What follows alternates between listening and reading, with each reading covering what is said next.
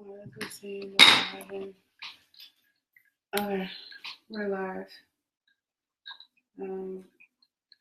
How's it going, everyone? My Instagram's having problems to go live. That's interesting. Not a problem. All right, well, welcome to Au+hentiC, where it starts with A. And it ends with C. Awesome. Now, my Instagram decided to act properly. So we're going to do that again, because that wasn't a good start. So welcome to Au+hentiC, where it starts with A. And it ends with C. Awesome sauce. So today, as everybody knows, it is Memorial Day. Yes. It's Memorial Day, but it's also Mental Health Awareness Month coming to a close. That's what May is. May is Mental Health Awareness Month. Yeah. So we thought it was very vital. Yes. To talk about mental health awareness at the last Monday in May, right before we go into June, which is Gun Violence Awareness Month. So that's what we'll be talking about next week. Next week, Monday, we'll be talking about Gun Violence Awareness Month. What up, Malik? So I think we should dive into what is mental health, and I looked up the dictionary version. So everybody can understand exactly what mental health is. I feel like there's some misnomers about what mental health actually is and how we relate to it, and I feel like we relate to it better if we know the actual definition of it.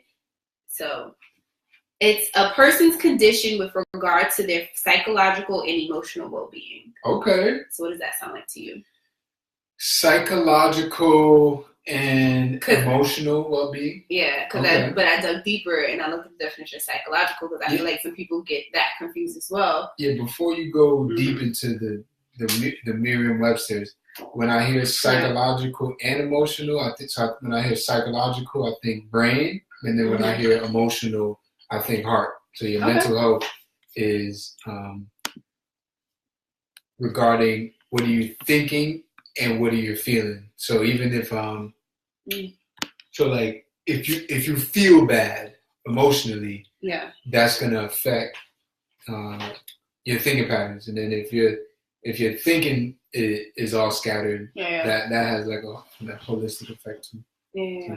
So go ahead. So psychological is of affecting. So affecting with the A. I feel like people got that misconstrued too. Affecting or arising in the mind related to mental and emotional state of a person. Yeah. And emotional? Well, I mean, emotional is pretty. Yeah, that's why I didn't do the definition of emotional. Right.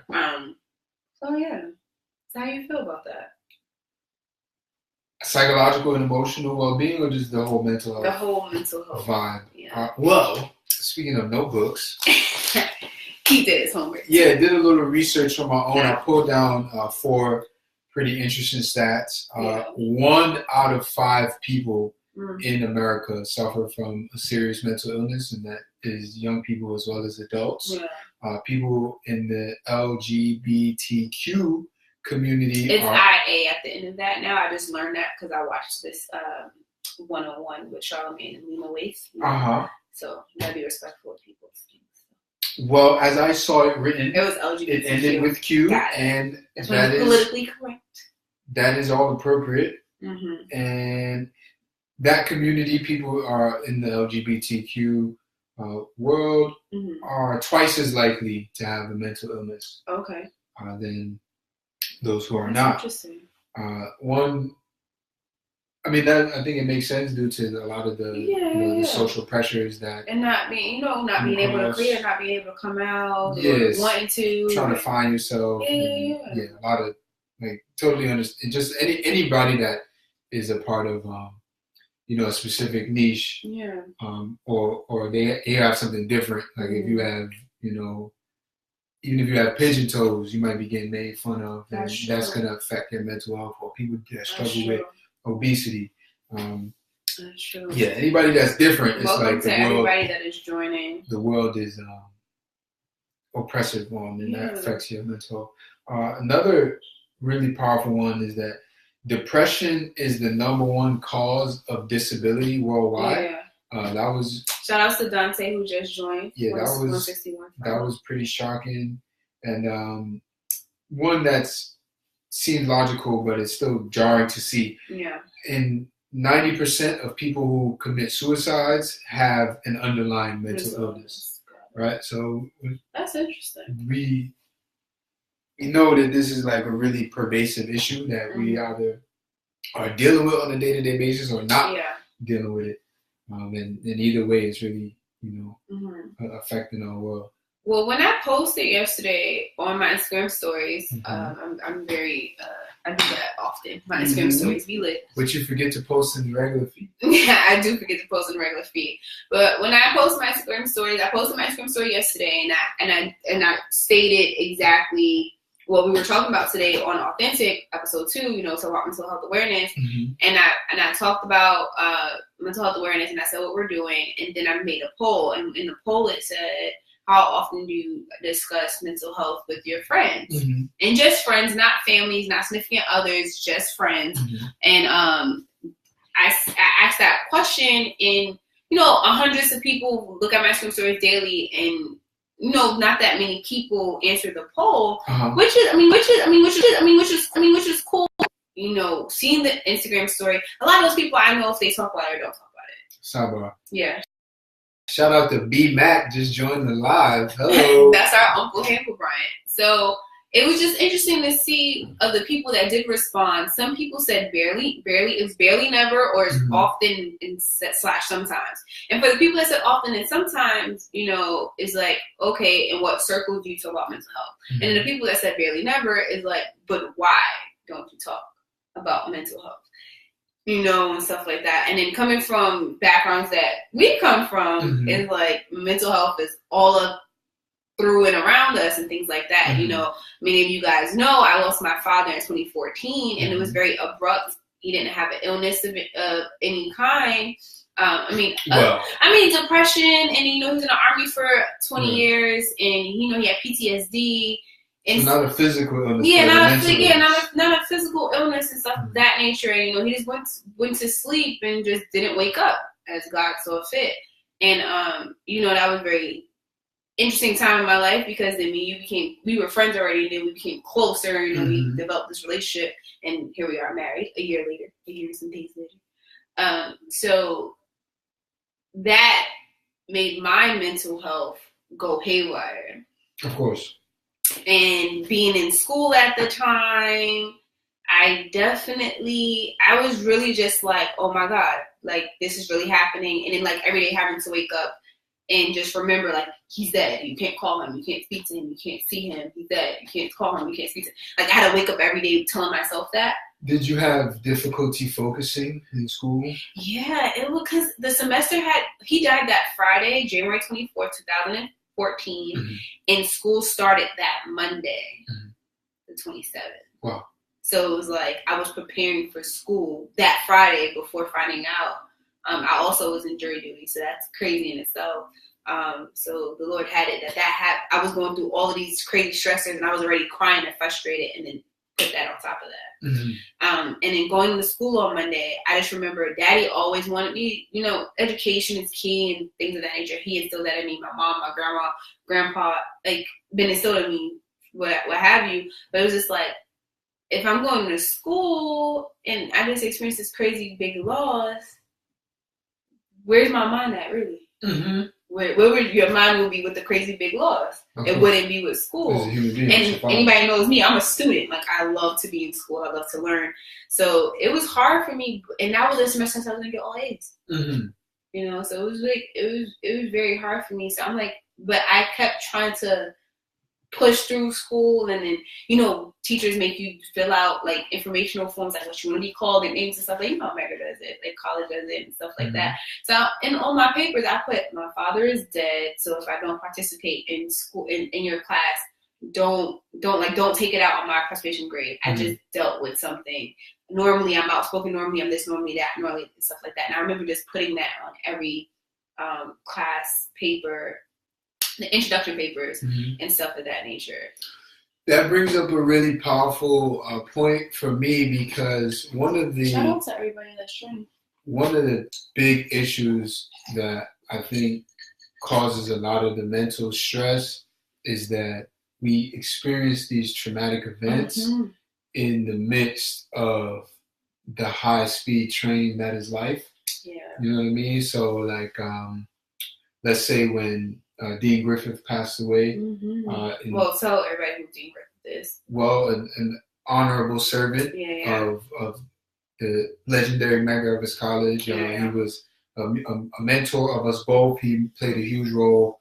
He played the role, really, in making sure that I got back into school in January 2014. And then we roll into me continuously going to school. Yeah, because that was 2014 when we first started like really getting close. No, we see each other in his office. I can see that moment now. Yeah, and that just was, I just said, "Lost Daddy." Yeah, I was sitting there waiting to see him. And I remember you had on like some gray or like a gray scarf or something like that. You remember what I had on? With a hat, I have a photographic memory. But either way, that morning I woke up to that email on the same day as my last final of my undergrad career, right? So I'm like, this is the man who made sure I would be able to get into school. Yeah, that was possible. So that I could celebrate this moment and then you find in 2014. And then before me going to take this test, I get the news that he's passed. So it's like... And it was very traumatic for anybody who it was that was 2015. Yeah, May 2015. It was May 2015 when he passed away. So his anniversary had passed, and the way he passed away was in the Amtrak derailment in Philadelphia. So that was like a really big thing. So Christian found out that way, but how I found out, I had of Dean birthday. I had found out because I just gotten home, and remind you that week my great aunt Lucy just passed away, who was my dad's aunt, and was like his second mom, because his mom passed away right before I was born. So great aunt Lucy was kind of like a mom to him. My uncle Roosevelt passed away, who's my dad's uncle, my grandfather's brother. Right. He passed away that same week. And this is all the week after my birthday. And then my Uncle Howard passed away as well. Uncle Howard is my grandmother. He's my great uncle as well. My grandmother's brother on my mom's side. So I had two people passed away on my dad's side, two great aunt, great uncle, and I had a great passed away on my mom's side, all in that same week. And the day before Dean Griffith passed away, I found out Uncle Howard, I found out the same day Uncle Howard died. It's the same day I found out Dean Griffith passed away. But how I found out that I walked in the house, walked to the bedroom. Hey, Grandma, how you doing, Grandma? Stuff like that. My grandma's Southern, old, and blunt, and she was just like, Howard's dead. Uncle Howard. She was like, Howard is dead. And we already knew that it was dwindling down. His kidneys had failed and things of that nature. And she said, Howard's dead. And I was like, huh? Wait. No, that doesn't make sense. So I'm having my emotions and feeling my ways about that. And I'm just thinking about what this week already was. I already found out 2 other members passed away in my family. And I wasn't able to make it down south for that because it was very abrupt and the arrangements was made very fast. And I'm like, huh? And the news is on. Older people love the news. The news is on. And then what happens to come across the news? Medgar Evers, Dean of Student Affairs, passed away in Amtrak derailment. And I was just like, no, like this is really not happening. And immediately I text you. I think I called you. You told me. And I was like, wait. Like 3 years ago. I was like, wait. I was like, this can't really be life right now. And then to deal with all of that in 1 week. And at this time in 2015, I was not in school because I took Daddy died January 2014. I was in school that whole year. And I was like, no, take time off. And I'm going to put myself in therapy. So I wasn't in school, but I was doing work and stuff like that. We still had our businesses and things we were doing. So I'm coming from that. I'm like, no, that's not. So then that happens again. I went from 2014 losing my dad, 2015 losing 4 people in a week. Wow. 2016 losing my grandfather on my birthday. 2017 tragically losing my little cousin in a tragic car accident. And then here's 2018, we lose a great man in the music industry who played on our anniversary. On our anniversary from our church, who's very integral in, in my music life in church, because that's where I sing. And chief it's like musician. That's year after year after year after year after year.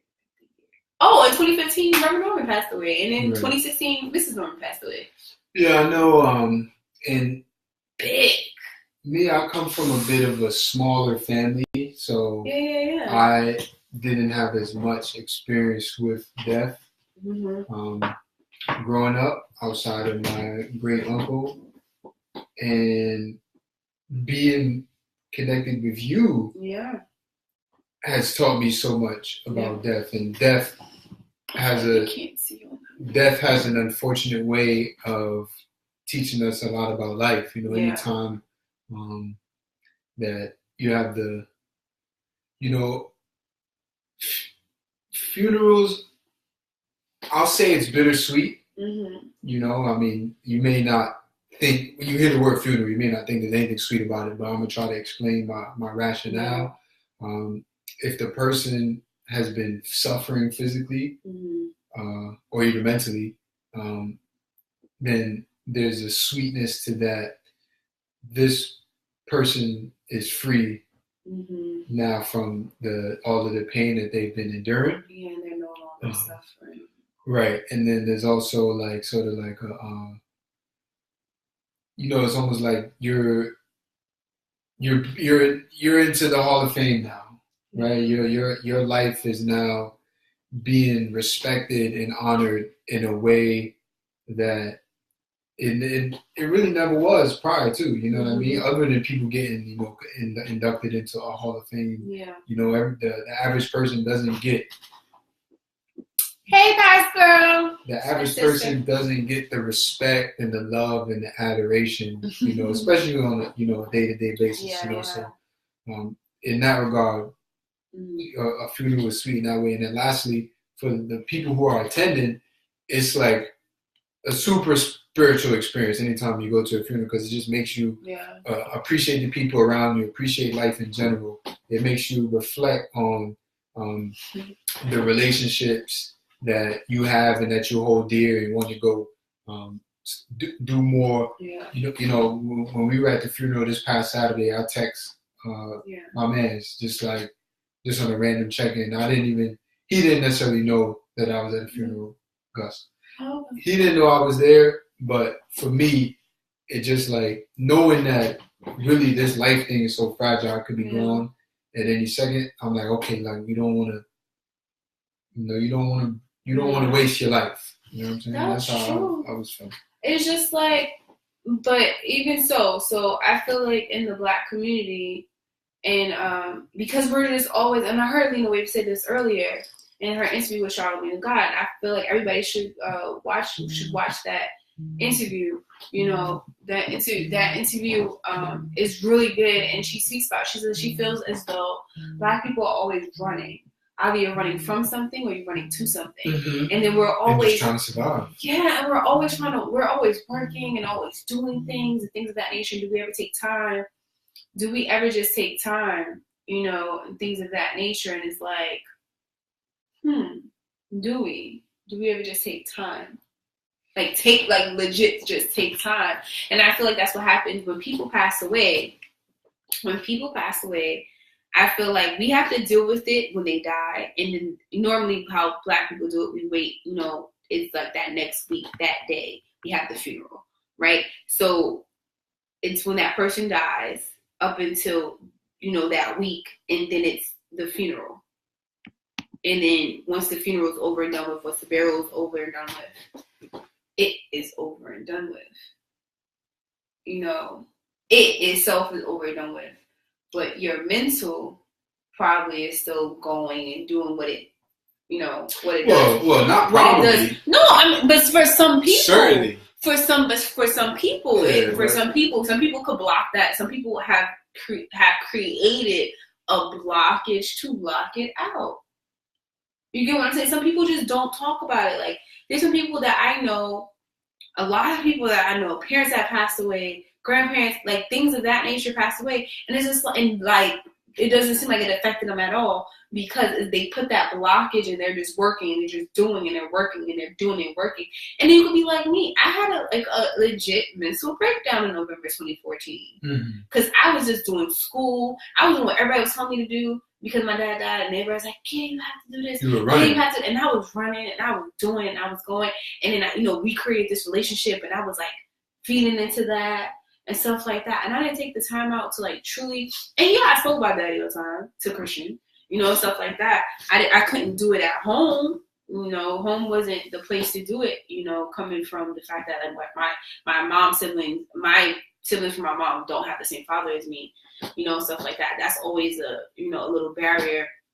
They can't understand. They can't understand it and stuff like that. And then my mom's removed from the situation, my grandma's removed from the situation, so they just couldn't be that support for me that I really needed. And then my brothers, they were going through what I was going through at the same time. Mm-hmm. So it was, talking to them was hard, because then if I'm telling them how I feel and I'm crying, I'm doing what I need to do, now they're going to tell me how they feel and they're crying what they do. And yeah, it's a moment, but I'm not healing from it, because now I'm just extra sad. Mm-hmm. You get what I'm saying? And my dad has a fraternal twin. Could not talk to him about that, because that's his twin. Mm-hmm. He was birthed with a twin that's no longer here. And yes, he's my dad, but that's his twin. That's a different type of connection. So what I look like telling him, like, yeah, I'm his daddy. You're like, well, you know what I mean? So it just like, I was just doing so much to like, yeah, I miss my dad. Yeah, I love my dad. Yes, it was hard. I was doing so much to be like, Anika, you still have to live, because it was told you're not dead. You still have to live. And blase, which is a bad thing to tell people when their parents or whoever that's close to them dies. Like, you just need to live because you're still, you're still alive, and don't worry about that, and don't mourn too long, and don't. And yeah, from January up until November, I was like, I guess okay, quote unquote okay. And in November, I had a mental breakdown. I stopped going to class. I would not get up out the bed. I wouldn't shower unless, somebody told me to. I mean, I smelled fine. Unless somebody told me to, so I had to go somewhere. That sounds like that rest period, though. Yeah, right? You need a rest. You need a rest period. Imagine the death. Yeah. The death of a parent, like, that sounds like a ton. Yeah. You know what I mean? Like a physical ton, 2,000 pounds. And then imagine you carrying that ton around. Yeah. You're carrying 2,000 pounds of extra weight within your body while trying to build a relationship, go to school, have fun, go out, stay in touch with friends. Have a relationship. Cook and do all of these. Be a big sister. Yeah, like then I still had to, take care. Mm-hmm. Andre, it seems almost like that. It seems almost impossible, but 'tis the nature of what it means to be Black in this world. Is that I know that our entire existence in America is about striving to overcome, striving to, move beyond pain of families breaking down, families harming each other, the plantation masters harming us, and rape and lynchings, and Emmett Till's mom having to bury her son like that, and Medgar was getting killed in front of his kids, and his kids Malcolm X. Malcolm X, his family, entire family was right there. You know what I'm saying? And they probably had to walk past the Audubon ballroom or whatever. They were still living in Harlem, or even today, wherever it was back in the day, where it is. What's there now, and if they go back there and stuff like that, is it a different meaning today than it was when that happened? How do they relate to it now? You get what I'm saying? Stuff like that. So like my dad passed away. What's your understanding of it now? Well, my dad passed away at my uncle's house, Uncle Keith's house. And Christian had the privilege this time around to go, back home, me in Venezuela, South Carolina. And, normally stay with Uncle Keith. And, the first time I went there after Daddy died was for his funeral and stuff like that. The house looked weird and different to me. Because he wasn't in it. Because Daddy wasn't there. And I'd never been in Uncle Keith's house without my father. Mm-hmm. And it was just different and weird. And I'm like, he passed away, in the bedroom right by the door, and I'm like, I'm not walking in there. I'm not. not doing that. I mean, that's deep. Yeah, like it doesn't make sense to walk in there. And then that's just my approach at the beginning. And before we left the trip, I did walk in there, you know, before I came back to New York after the funerals and all the other stuff. And I did walk in there, and it just felt heavy, like just heavy. And I was like, why? And, you know, I just remember just being angry and upset with God and Daddy. Like, Daddy can't leave me. Why did Daddy leave me like this? And blah, blah, blah. And all this other stuff. And I'm just like, yeah, don't visit me. I remember, like, just yelling in the house. And I'm like, Daddy, don't visit me. I don't want to, like, I can't see you. I don't want to be in my dream and see a spirit and da-da-da. Like, I just remember just yelling that because I'm just so angry and mad. I'm just like, this is just weird being in a house that you died in. You know, and then I remember like taking it back later on. I'm like, now I really miss you. Please come visit me. Please come in my dreams and stuff like that. And anytime that I've been there after the fact, I try to have a different way about looking at the house. You know, I'm like, it's like this is the last place my dad was before he took his last breath. I want to be here because that's my dad and I love him. So I try to look at it kind of like that, you know? And that's why I try every year to go down there when he died, because I want to be where he was before when he took his last breath. You know, I feel closer to him that way because I couldn't help him and save him from his depression. You know, that wasn't my job. Now I know it wasn't my job, but how I felt at that moment, I'm just like, it was my job to save my father. Because he's my father, and I'm his only daughter and his youngest child, and I'm the reason why he got out the army. Because he wanted a better life and do things differently than how he did it with my brother. So I was the reason. I was supposed to save him the way he kind of saved himself for me. That makes sense. And I felt upset because he didn't allow me the opportunity to save him because he didn't tell me about his depression. Right. You know, so. Yeah, I look at it differently. I feel like it still hurts. It's the worst thing. In fact, that Father's Day is coming up. That shit is like, excuse me. It's like legit the worst thing to go through. To see fathers with their daughters. It's like the worst thing. I really at first I hated seeing fathers with their daughters. Now I think it's beautiful. I think it's beautiful that fathers are involved in their little baby daughters' lives. You know, I can't wait for Christian to become a father. And when we have a little girl, a little boy, you know, I think that would be amazing. I think that would be truly, truly amazing. I can't wait to see you, you know, flourish in that new title and stuff of that nature. But it's like, it still hurts. But I just look at it differently now. Yeah, one day it's going to be a little Waterman. Right in the middle. Grabbing the phone. Right in the middle, you know, and I wear it differently now. So my mental health with the entire situation is just differently. I just want to help people that lose their parents, whether it's their father or their moms, you know. I mean, I obviously hold. You say your mental health is different on it now. How so? It's like, okay, so I know a lot of people always ask me about this chain and stuff like that. And as you can see, it crosses on anybody's neck. You think like, oh, they're so churchy and godly, whatever. This chain. I think about sacrifice. And I never wanted. I've always wanted a cross chain, but then after a while, I'm like, I don't need to wear a cross chain. Like I represent God in my life. I never probably would have bought a cross. This was a gift. I know, and this cross chain is actually my father's. He wore this every single day. You know, this daddy's, and I've worn it since. You know, his passing, and I went down south for his funeral and stuff like that. So I've worn it ever since then. So that's the last 4.5 years. I've been wearing this chain. And, you know, I clutch it anytime I need to feel closer to him. I clutch it when I feel bad. I clutch it for a lot of different things. And I wasn't doing that at first. I think I was just wearing it. I'm like, this daddy's chain, let me wear it.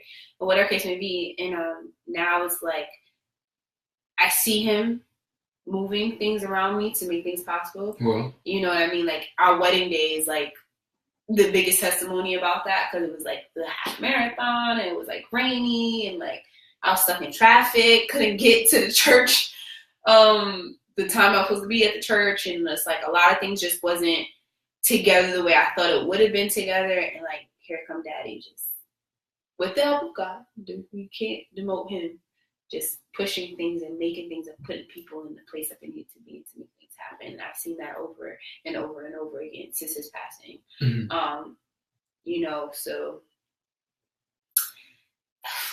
him physically not being here hurts only because I can't hear his voice, can't see his face. We can't have those daddy-daughter moments. Yeah, daddy-daughter moments, like when you're an older lady and you're having like these like I guess kind of weird, awkward, but like necessary conversations with your father. I can't have those, he died when I was 19. You know what I mean? So I still was kind of like, I don't talk to you about guys phase. Like I'm not trying to talk to you about guys. He would always call my, Jamil, my oldest brother, and be like, talk to your sister. She's saying stuff on Facebook. Talk to her. I can't talk to her. And then here comes Jamil calling me after Daddy gets off the phone and telling me about myself, stuff like that. And I'd rather have heard it from Jamil than to hear it from my father. But I'm at 24 and been married for a year and a half now. And this is the most serious relationship I've ever been in prior to us even getting married. You get what I'm saying? And I wanted him to meet you physically. I wanted him to approve of you physically. I wanted him to tell me. I want him to tell me some things. You know what I mean? Just as he was married and he has kids and there's a lot of different things. So it's like I just look at it differently now. I just like this is our family room, which this is the living room, and we have a whole wall dedicated to Daddy's pictures up there. The memorial plaque that they gave me when he died, and his candle that we light. All of that's on this wall, and then I find myself walking into this room and talking to him when I need to. And that it's sad, but it's like it's still healthy. Yeah, it's very healthy. I wasn't doing that the first year. I wasn't doing that before. I was just angry. And just like, and I feel like I used to suppress a lot of my feelings just about any and everything. And then I feel like having my dad pass the way he passed, I feel like that was a God's wake-up call. Like, Anika, it's time for you to talk about your feelings. It's time for you to let your feelings out. And it's okay to cry. I remember just waking up in the middle of the night because you really couldn't sleep. If you ever experienced anything like that, you really can't sleep. And I remember waking up in the middle of the night, going to the window, opening up the window, and just wailing out the window in the middle of the night because people asleep. People asleep. Nobody's like paying attention to me. I'm not gonna get, no eyes is gonna be on me. I'm able to do that. But if eyes are on me, I'm not gonna do it. You know what I mean? Because then I don't want people to be like, oh, she's crying, or bring attention. No one ran up on you? You didn't wake anybody up? No. What did you do, in the bathroom? No, in the bedroom. You were some heavy sleepers. A lot of my crying about my father, just like life and whatever that was bothering me mentally, has always been done in secret. Well, even if I was in a room amongst people, they will all be doing something different, and I'll be in that corner probably doing homework or something will remind me of Daddy, and I'll be sitting there just crying. Nobody would notice. Yeah, I don't think there's anything wrong with that. I don't think when I hear secret, I also hear private. Yeah. And some healing. Yeah. Some healing should be done in a group setting or a shared setting, but then a lot of healing needs to be done, one-on-one. You know what I'm saying? And, prayer and meditation and going for a run or going to the gym or writing, whatever it is. It's really figuring out, getting closer to yourself. And then just like on the topic of therapy, whereas there's the structured going to see a therapist. Just as I'm sitting here listening to you, I was just thinking about how this, in fact, is a form of therapy. If you look at this phrase, a phrase that we embody like in our day-to-day lives for people, but not knowing that it has like a real healing connotation of holding space. Yeah, so hold space for people. And just knowing that like I'm sitting here, holding space for you, or our discussion of this topic is opening space for people to think about, their own relationships with different traumas in their lives, or just even the fact that you have the freedom to discuss your experiences, that creates space for me to do the same thing. So just outside of the doctor's office or the like more non-traditional healing modes, you can just think about asking somebody to just sit down with you and build, or just going to lunch, or just going to hang out with some people, and just like being able to, because recently somebody who I could have guessed, but never would have really expected to hear them say it, was telling me how they were dealing with dealing with depression and feeling down, and I was just like, you would have never thought that person was going through what they were going through. No, for what they were going through and are going through, because it's stuff I could relate to. I could expect it, but to be there having that conversation with that person, I wouldn't have expected it. So like just the fact that person was able to get it off their chest, you know what I'm saying? I was there. That heals. I was there holding space for him in that regard. Just saying, like. But how does that make you feel? Like whenever you're holding. I mean, like me, I'm your wife, so we always hold. We hold space for each other. Big deal, I mean, we always hold space for each other. But for you in that situation, how did you feel in holding space for that person? I mean, huge. I mean, it feels huge in the moment. Then it also feels. With great power comes great responsibility, right? Because if somebody thinks of you highly enough to share their inner secrets, then that's not just a passive statement. You know what I'm saying? That's like a call to action to deepen the bond, to continue to like really brainstorm solutions. So since that day, have you been talking to that person? Definitely making. That's good. I mean, I'm glad you told me that, because then now I'll hold you accountable to it. I mean, obviously don't say the person's name live, tell me later, but then, hold space for that person and continue to hold space for that person, because I feel like you just never know. You never know what you mean to somebody until, and not even when they tell you, it's like until it's like, that's it. Like you ever been like, you're it for that person. You know what I mean? Like you're the only person in the world for that person that knows what's going on with them and could help them out in a situation. Like you're it for them. So have you ever been like that person? Because once you become that person, I feel like that's how you understand. Like, oh shoot, I really mean something to this person. I mean this to this person when I only thought I meant that to this person. Yeah, and once you do know, that means that you have to start going above and beyond to continue like I said, strengthening that relationship.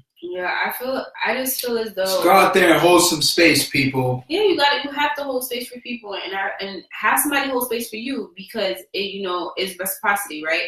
It's just that if you hold that's what I say like psychologists and psychiatrists, they have a psychologist or a psychiatrist, they go to one because they know the power of therapy. You just plus they're receiving so much information, so much stuff, and then you gotta be able to get your stuff out. You get what I'm saying, and stuff like that. So it's just like, if somebody's consistently telling you their problems, so much people come to you telling you their problems, you're getting weighed down. This is you. But if it's like they're telling you and then you're telling somebody, it's like, it's the levels. It's the balance.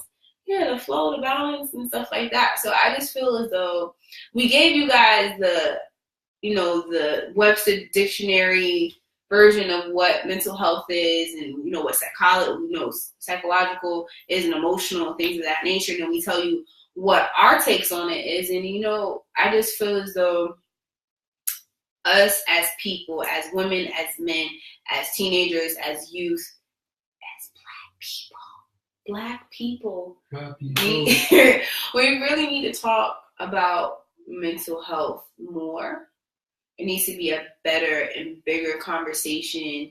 I feel like it's crazy because a lot of people nowadays on social media be like, "Oh, have you checked in on your strong friend?" I don't know how I feel about that statement. Like, have you checked in on your strong friend? I think what it kind of means is that, so if you're seen as a strong person in your circle of guy friends, you're seen as like the person that doesn't really you don't go through shit. You just wear it like, and then all of them have, but that may be the person with the most struggle. And all of them have things, but they're wearing it on their sleeves. You don't wear yours on your sleeve.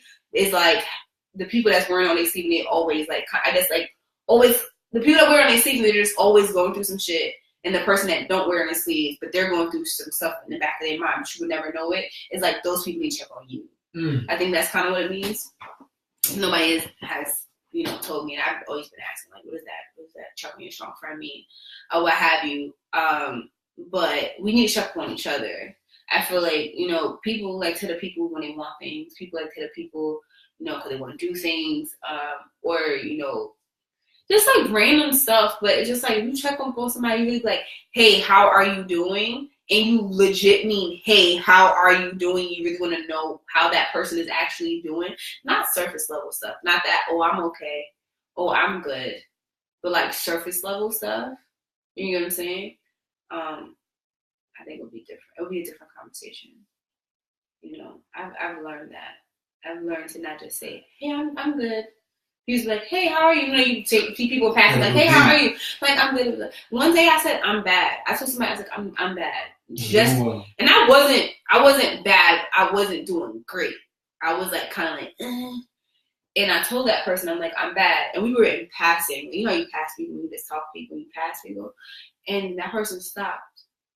I want to see what the person was. The person stopped and was like, what do you mean bad? You're Anika, you're never bad.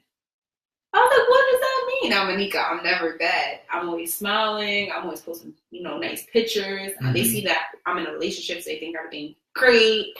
And it's just like, wow, that's how people view me. If you view me like that, and you've known me for years, so you know some shit about me. What about these people that know me only on surface level, or some people that do know me really? What are they saying? Well, that speaks to the disconnect that we have in the internet age. I mean, we have less peer-to-peer communication, less more. You only really know people from what they share, which is maybe a quick status update or the nicest photos from their travels, but not, you know what I'm saying? When as frequently as we post on Instagram is not any type of real depiction of what's going on in our lives or what's going on in our inner thoughts. You know what I'm saying? So only through the deep conversations would you start to get to those roots. But what if it is? What if it is the deeper like, what if somebody did post something deeper on their Instagram or their Facebook? Do you feel like it'll be well received? Does it get enough likes? It happens Does it in the get stories. comments? Does it get comments? I see people go deep in their stories. You know what I'm saying? Yeah, stories is how you capture people the most. People are not being captured just in the regular time feed, unless it's like this popping picture of yourself. You know what I'm saying? Stuff like that. So it's just like in my story the other day, I posted about like my mental state. I'm just like, yo, I'm really fucked up right now because I just lost a giant in my life. You get what I'm saying? It was just too much to take. It was just like, wow. I mean, I knew he was sick, but I didn't think he was gonna die. I feel like I never think anybody's gonna die. I'm like such a positive person. And he died, and I'm just like, well, damn, like everything just feels different now. The world looks. I told you. Remember I told you the other day, I'm like, yeah, the world looks different. Going to church now feels different. The church feels different because he's no longer there. Me singing in choir now feels crazy different because he's no longer there to minister us through it. And I'm just like, you just gotta grapple with their feelings and stuff. And the fact a wife just lost her husband, so that bothers me. Daughters and sons just lost their father, so that bothered me. And I know one of his daughters intimately, so I'm just like, and I know his wife intimately, so I was like, dang, like I feel so bad. Like, so I'm just like going through all these emotions. I'm such an emotional person, so I'm going through all these emotions, and I feel like part of that is the reason why I got that really bad headache the other day, and just on top of this, like life stresses, like you always just want something to happen perfectly. Stress will damage your body. Yeah, like I want everything to happen so perfectly, and when things are not going perfectly, I stress out about it. Breathe. Yeah, I stress out about it. I forget to breathe. I'm gonna get to breathe. He does things like this. That's so cute. It makes me feel so much better. But like I got like the craziest of headaches, and then then your body just starts reacting to that. And I posted about that, and over 100 and something people seen it. Over 100 and some people seen it. No hit ups? Not one person hit me up. Damn. To say anything to me about my headache, about me going through it, about the fact that somebody close to me passed. Like not one person, and like a good. Well, I'm here for you. I know, baby. A couple of those people though did know. Like I told them, like somebody passed away, things like that. Wow, that's interesting. But like none of those people hit me up. It is so easy. Now had I said something, somebody hit me up. I love him though. Let me not even do that to him because he hit me about me post about the game. If you had and that was really nice. Yeah, imagine I was out. I mean, my birthday got a lot of hits. Our anniversary got hit ups. Like, had I just posted some crap about me and you, boom, hit ups. Wow. Hit ups. But I said about my mental state. And I was just like, y'all is interesting. Y'all is interesting. I don't know, the world moving too fast. I got y'all is interesting. Y'all was interesting. I just thought that was interesting. So I just really feel as though to just hone it in and bring it all together. I just feel as though like we just really hold space and check in on people. Mm-hmm. Hold space and check in on people. All right, team. Your homework is take a deep breath. Take a deep breath in.